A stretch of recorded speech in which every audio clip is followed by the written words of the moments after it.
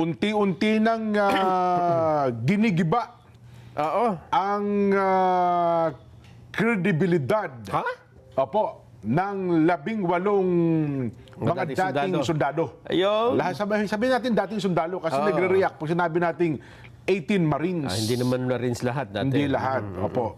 Pero aminado sila na sila po ay mga dating sundalo. Yan. Sino naman ang gumigiba sa kredibilidad? Kasi alam ko, Jen, gigibain mo lang ang kredibilidad ng isang nagpapahayag kung ikaw ay abogado ng depensa, di ba? Tama, oo. Tama Kasi bakit mo gigiban ng kredibilidad kung hindi ka naman abogado ng depensa? Hindi naman kayo, wala pa naman kayo sa korte, di ba? Meron kasi mga tao ngayon na hindi naman abogado pero tagapagtanggol nung kabila at nung isang kabila naman. Both sides yan. Yun na nga yung lumilitaw, di ba? Kasi kung ikaw ay patas lang tumingin, ilabas mo lang yung mga facts. Yung mga facts. Tapos, ang sasabihin mo, tungkol doon sa mga ebidensya. Ano, inilitaw na ganito. Ay, nako, yung picture na yan. AI yan. O, pwede yun, pwede. Pero kung, ay, nako, yung nagsasalita na yan, hindi ang kapanipaniwala. Yes. Meron kasing pagkakataon dyan na sabihin na natin na hindi nga kapanipaniwala ang isang tao, pero kung paano sa isang pagkakataon ay siya yung nakatestigo sa isang krimen. Sa isang krimen, o sa isang pangyayari. Hindi ba? Pato. Kung nandun talaga siya hindi naman po pwede na dahil lang sa hindi kapanipaniwala yung tao na yun, ay isasantabi na natin ang sinasabi niya. Halimbawa, Jen, meron kayong kapitbahay na chismoso, chismosa. Lahat na sinabi niya, puro gawa-gawa lang niya. Pero isang araw, sumigaw siya ng, may sunog, may sunog. Sabi mo bang, ay, huwag paniwalaan yan. Chisma na yan. Lahat na sinabi, hindi totoo eh. Yung pala, bahay niyo yung nasusunod. Yun na nga, yun na nga. Di ba? Hindi sa lahat ng pagkakataon ay ang titingnan mo ay yung katauhan ng nagsasalita. Katulad nito, napakadami ng mga ipinresentang detalye. Hindi mo mawawalang, hindi mo dapat na ipagtibit-balikat lang dahil sa tapos hindi lang naman isa yung nagsabi. Dami, di ba? Kaya nga tayo dito sa ating palatuntunan, so sinisikap natin na i-present yung magkabilang panig at hanggat maaari ay anong tawag doon? Ayaw natin pumanig. Sabihin natin, ito ang tama, ito ang mali, ito naman ang mali, sa kabila naman ang tama. Tingnan muna natin. I-present natin. Hindi pa naman tayo, wala pa naman paglilitis eh. Kasi ngayon, matindi na ang character assassination kay Atty. Baligod. Yun pa. Diba? Pati si Atty. Baligod, para bagang ang dating ikaw ba nakasaksi nung Hindi, ako abogado. Abogado nga di ba? Ikaw ba nakasaksi ng mga pangyayari na yan? Ano ang motibo mo? Ayan, ano ang motibo? Parang gano'n ang nangyari. Paano magkakamuha? Abogado nga. Abogado na po ako. Halimbawa, sa isang paglilitis, ikaw yung abogado nung kabilang panig. Nako. Tatanungin ba, ba't ikaw ang nag-abogado dito? Anong motibo mo? Hindi, lawyer po ako. Maling-mali ka. Bakit kung magsalita ka, parang alam na alam mo ang pangyayari? What is your motivation? Yes. Napanood ko yung interview. What is your motivation, attorney? Bakit ngayon ka lang humarap? Ngayon lang mo sila nagsalita. Natatawa ako sa mga gano'n. Hindi tayo natatawa dahil sa kinu-question din natin yung kanyang kredibilidad. Kundi natatawa tayo doon sa paraan ng siguro gusto niya layunin Ang layunin niya taga Nelson, magmukhang magaling siya, no? Na parang gusto niyang gibain agad si Atty. Baligod. Well, yun ang kanyang style. Kasi kung sino man ang abogado doon, walang pakialam yung abogado. Ako siyempre, abogado, representante ako ng kliyente ko. Ang tanong agad second-hand information sinasabi mo, attorney. Oo nga naman, second-hand information kasi sinabi sa kanya ng kliyente niya. Representative nga ako nung... Anyway. Sino ba yung mga binabanggit mo yan, Jen? Ngayon po ay may mga, yung 18, Nelson, ay... ang latest pala dyan, pumunta na sila ng... Si attorney pumunta na ng ombudsman. Yes, apo. Sinubmit na yung affidavit. Kasi gaya ng ating pakikipagpanayam kahapon, bagamat naputol, at hindi na natin nabalikan si Atty. Baligod, ay ngayong araw na ito, nakaschedule siya na pumunta sa ombudsman para ihain ang mga binanggit na ito ng 18 sapagkat mga tauhan daw po ng gobyerno ang nasa sangkot sa usaping ito. Tama. Yun. Ombudsman. Ayan, Oh. Umarap siya, sa sa media pagkatapos niyang i-file ito sa ombudsman. Ay, full coverage dyan, Oho. Ba't walang... Ayan. Asan yung... Yung ng Net 25. Ay, nahanap. Nasa bulsa ni Atty. Baligod. Kasi gusto exclusive.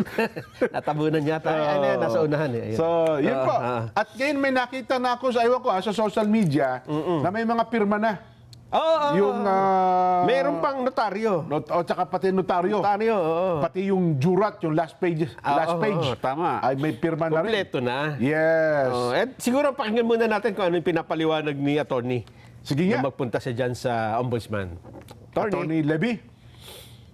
Naparito po kami sa Office of the Ombudsman para isumite ang kopya ng pinirmahan at notaryadong affidavit ng mga 18 na dating sundalo. At uulitin ko, 2 ang dating konektado sa Philippine Army at 16 ang dating Philippine Marines. Isinumite po namin sa Office of the Ombudsman dahil ang opisina na ito ang merong primary jurisdiction na mag-imbestiga kung ang nasasangkot ay ang mga opisyal ng gobyerno. Walang ibang pwede naming pagsumitehan. Hindi po pwede po sa DOJ, lalo nang hindi rin po sa Senado o sa Kongreso. Maski sa Regional Trial Court, walang ibang opisina na po pwedeng tumanggap at magproseso ng complaint na ito kundi ang Office of the Ombudsman. Nirefer namin sa Office of the Ombudsman para magkaroon lamang ng prima facie proof na merong offense na nakumit at ang mga napangalanan doon ay maaaring guilty sa mga offenses na ito. Ano ang mga offenses na ito? Ito ay mga pupwedeng violations ng Republic Act 3019 o yung Anti-Graft and Corrupt Practices Act. Number 2, yung Republic Act 6713 na nagbabawal na tumanggap ang mga opisyal ng kahit anumang regalo at kailangang ang isumite nilang SALN o yung Statement of Assets, Liabilities and Net Worth ay dapat totoo at hindi falsifikado. Ang basehan po namin ay tumanggap sila ng milyon-milyon na pera pero hindi po yan naipakita sa kanilang SALN. At pag mag-iimbestiga pa ang ombudsman ay maaaring makita nila na merong malversation at saka bribery. Ilan doon ang mga senador parang 7 at ang mga congressmen ay 26. No? At maliban dyan, may mga ibang opisyal ng gobyerno katulad nung taga Bucor, taga Department of Agriculture, at sa ngayon, yun ang maalala ko. Ayun. Oho. Yan po yung pagkatapos ng ihain niya doon sa ombudsman yung affidavit ng 18 dating sundalo. Ayan. Yan. Oho.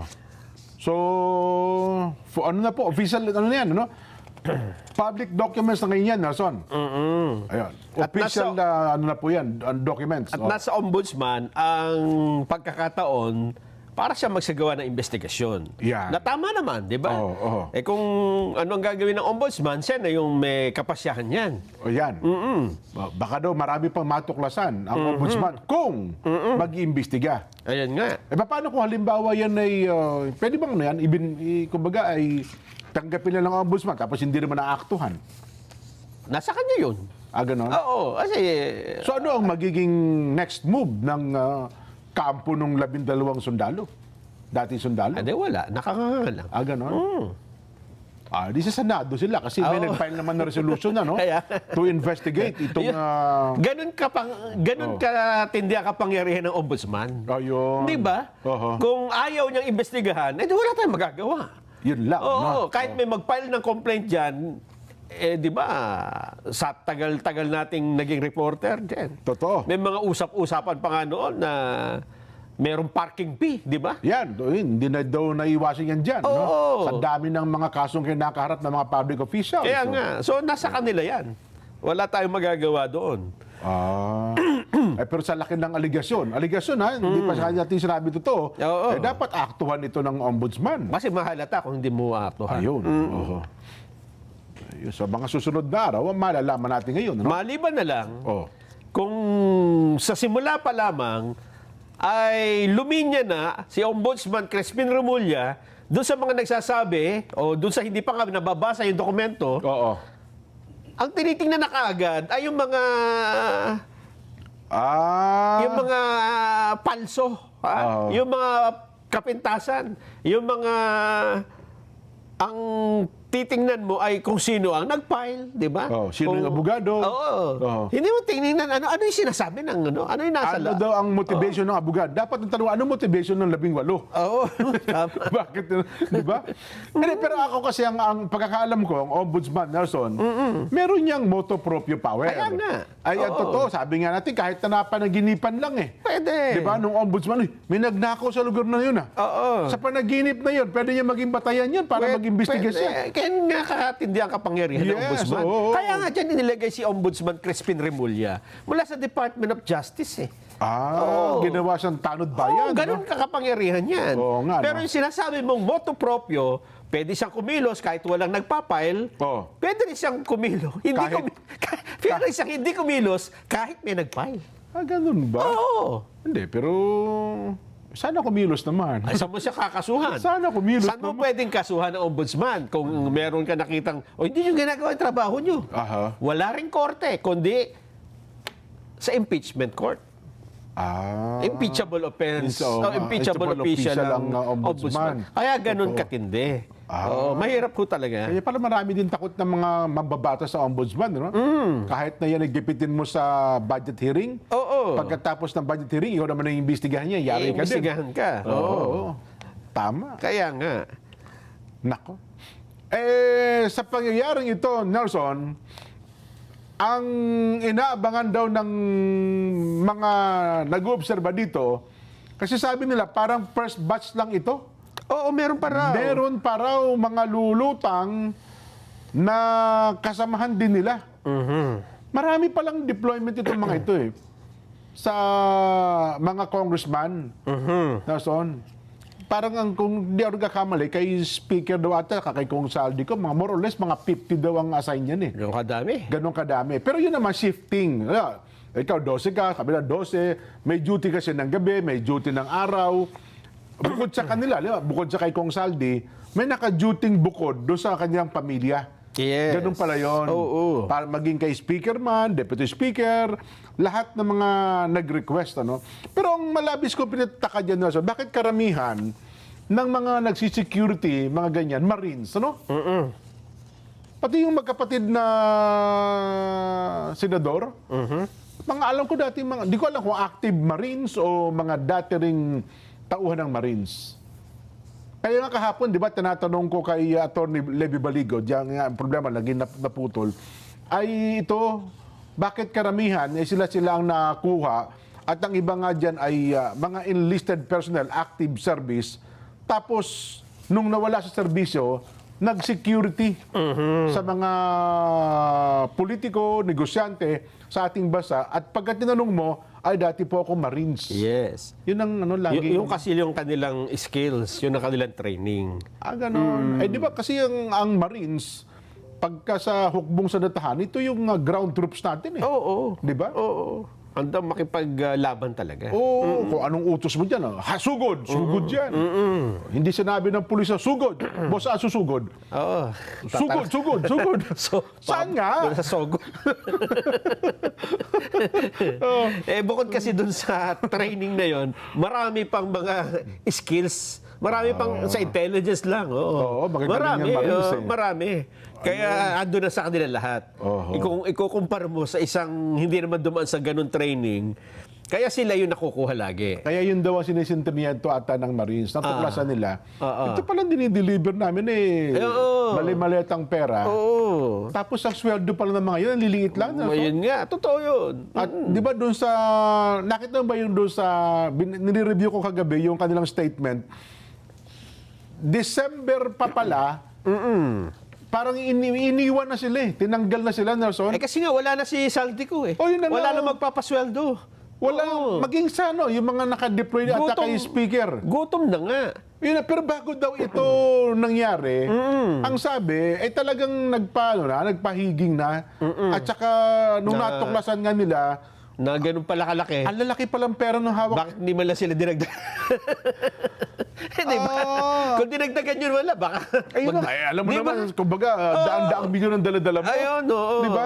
Pagkatapos, noon daw atang Disyembre, kasi magkakawalaan na, para baga binigyan na lamang ng mumu. Eto Jen.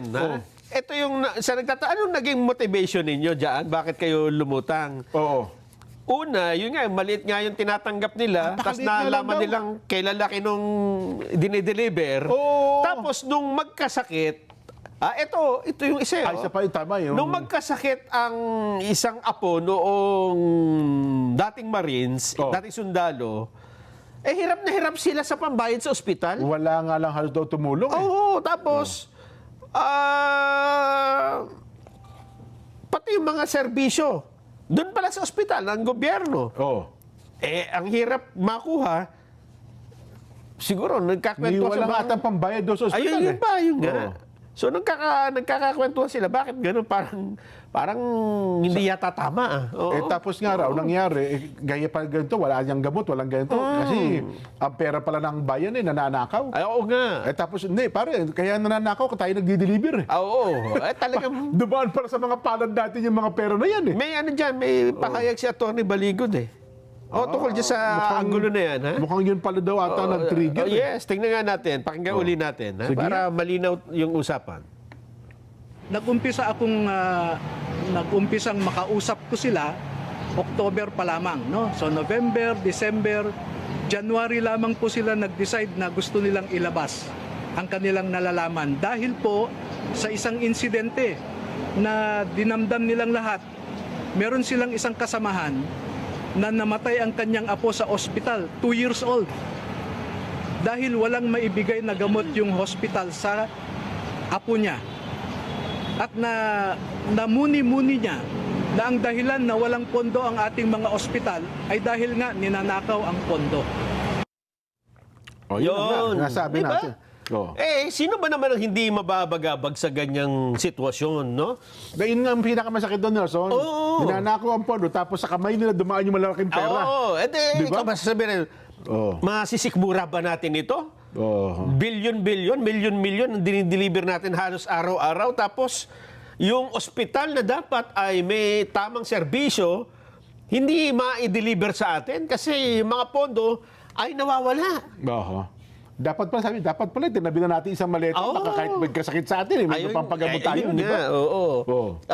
Nakakasama nga naman ang loob. Totoo yan. Siguro kung tumatanggap sila ng malaki-laki, Oo. o kaya ginawa nyo silang kasabwat, baka sakali pa di ba? At saka ang iba pa raw doon, masakit pagsalitaan. Ay, pag nag-uutusan. Napag-uutusan. At ang isa, di ba, Marines, napaghihinalaan pa raw ata yung iba. Na kumukupe. Parang ganun. Kasi nga yung may pulis na... Ayun, naburikin. na destino doon, binurike yung mga maleta. Oo. Naku Kasi po. nung nalaman natin pera yung dala-dala, Oo. bumili ng sariling padlock Sinisira daw yung padlock, in-strong kumukuha daw ng ilang bundle. Siyempre, ilalagay ng panibagong lock. Wala naman kamalay-malay yung pagkatala, pinalta na pala yung lock, nakuha na pala yung iba. Saka hindi na siguro binibila sa dami naman. Ay, oo. At saka pag binilang mo, Matagal. pag hinalaan mo pa yung magdala, di ba? Yung tsaka yung nagbigay. Magkasama ang pakinalooban.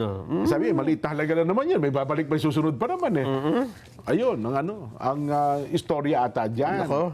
Kaya kayo, pagka mayroon kayo mga ganyang security, lalo inuutusan nyo ng mga sensitibong bagay, Naku, pakainin nyo ng husto. alagaan nyo naman, di ba? Huwag yung nangungutang pa para pambili ng paggamot, di ba?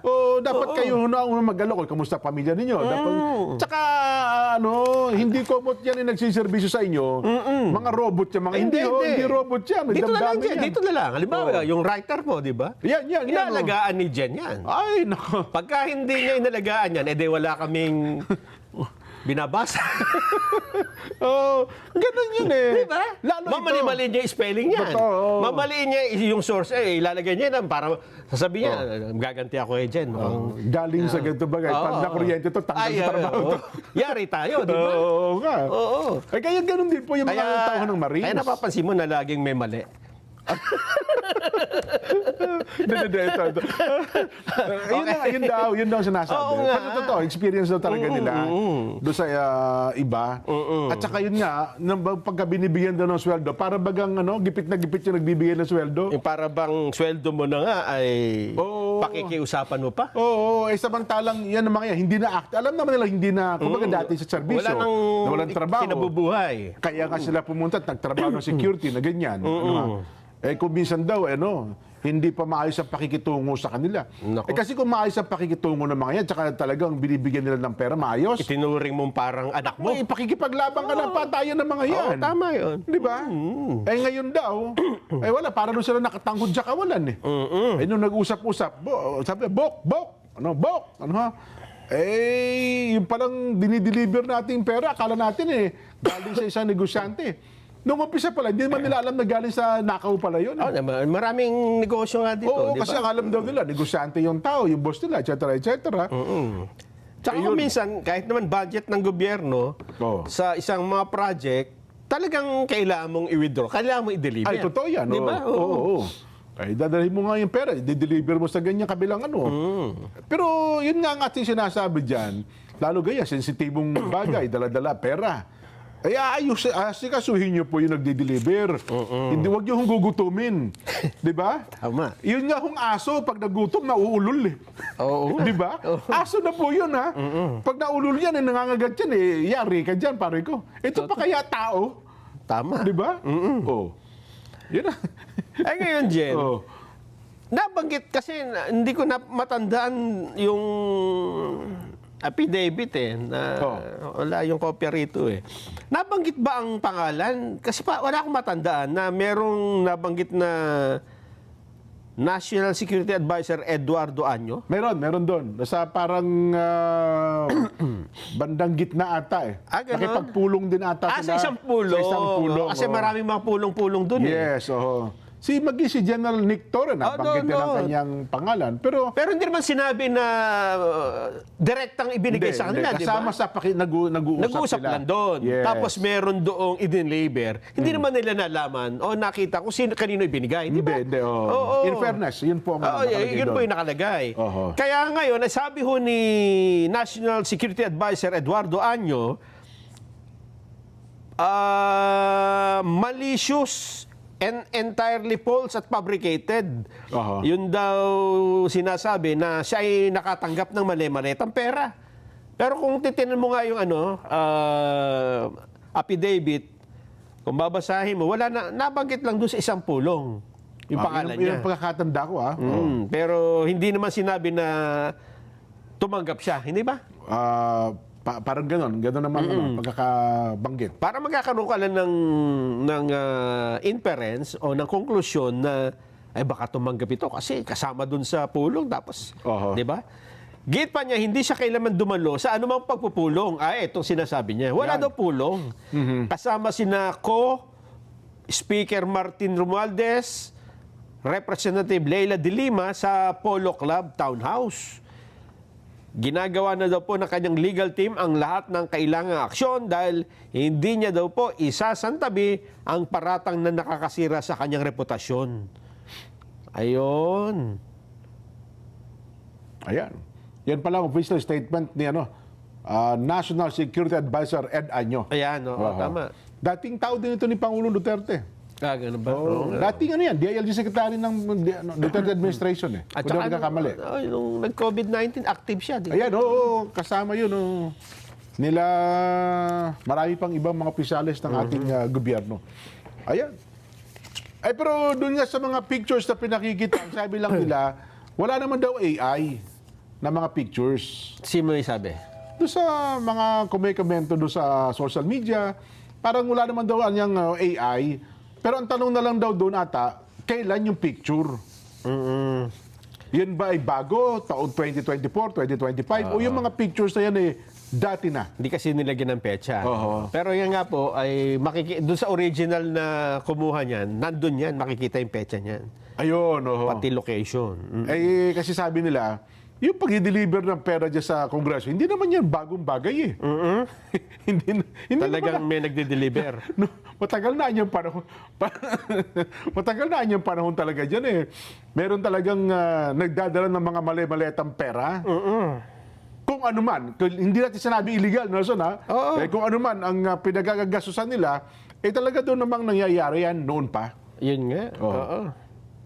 Ayun, baka naman yung isa, Kong, pautang ng ganito, medyo kinapos ako ng konti. Sige, magkano? Siyempre, marami naman silang pera. O sige, lagay ko sa maleta ha. Baka ganun ang usapan naman nila. Di ba? Kasi meron daw ata mga ilang pictures diyan na napakita sa affidavit na ang iba parang noon pa. Matagal na. Hindi daw panahong sa kasalukuyang administrasyon Yung flood itong control. bagong kongreso. Yun naman. Halimbawa, yung aeroplano na yan. Yan. Okay, kinu-question nga ngayon yung aeroplano kasi yun daw tail number. Parang magkakaiba, hindi daw ata magkakatugma. Edited daw yung mga tail number, etc. etc. Ano ha?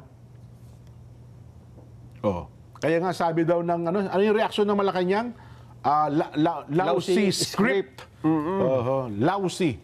Pag sinabi mo lousy, parang kumbaga sa pelikula, plop yan. Ano? Sabi nga niya, hindi daw makinis. Hindi, Ay, gusto ba niya parang isang script writer ang Okay, gumawa? kailangan maayos. Kapag maayos naman, sasabi, ay, bakit napakaayos scripted. ng script na yan? Di ba? Scripted. Bakit maayos ang script na yan? Sino gumawa niyan? Scripted. Kaya bang gawin yan ng mga Marines na gumawa ng ganyang klaseng script? Di ba? Ngayon, pagka hindi naman maganda, ay, lousy yan. Hindi maganda ang pagkakagawa ng script. At saka ngayon, ipakita mo nga uli yung helicopter. Yung may tailwind. Helicopter. Ay, yung PRC. 8111. Ayan, yung... Ayan, mayroon nagkalat yung sa social media yan. Ano yun PRC ba o RPC 8111. Kasi may video naman na sumakay dyan si Senador Lacson dyan. May video. Ganyan? Oo. Pero dyan sa helicopter na yan, hindi may ibig sabihin na... Kasi yung helicopter, narerentahan yan. Ay, oo, napaparent yan. Narerentahan yan. Ako lang, pumunta ako Makati ng isang araw, nag-helicopter taxi ako Yung ito, 811. Hindi, iba-iba lang. Uso na ngayon sa Metro Manila helicopter taxi. Tama. Pagka malilate ka. Kaya lang yung iba kasi ay binibigyan ng ito naman ang maganda sa programa natin. Hindi ikaw mo, kung sino man ang sumakay dyan, may kinalaman na. Totoo. Di ba? Yung helicopter, yan lang ang ginamit. Totoo. Pero hindi ibig sabihin kung lahat ng sasakay dyan, di ba? Hindi naman pwede yung gano'n. Oo, walang gano'n. Parang taxi, pare-pares sa taxi, nasakyan mo. Kung mo nasakyan mo, yung sinakyan din ng mga suspect ka na. Hindi po ganun. yun, ha? Oo. Kasi Dapat lalo yung malinaw yan. helicopter, hindi naman ganun kadami ang helicopter sa Pilipinas. Konti yan, oo. Maaari talaga. Tsaka ilan lang naman ang merong helicopter o kaya air assets na pinaparente. Oo. Di ba? Ayan. At saka yan, kumbaga, pare-parehas talaga na ginagamit ng kung sino-sino man. Yes. What meron daw bang yung RPC 8111111? Oo. Madalas daw gamitin yan ng mga Ay baka siguro meron kasing klase ng helicopter na mga all-purpose. Yung all-weather na zone, kahit na maulan, may bagyo, pwede mong pero meron namang ibang helicopter na parang tutubi. Ay nako, pagka maulan po, gagamitin yan. Mga ganun ang sitwasyon. Yes. Alam mo naman tayo, pangkaraniwan sa atin ng helicopter. Gusto mo, gamitin natin mo yung helicopter natin. Nakasakay na din daw dyan si Tito Soto. At iba pang kandidato. Ayan. Sumasakay talaga ng helicopter yung mga yan. Totoo. Talaga lalo yung campaign period.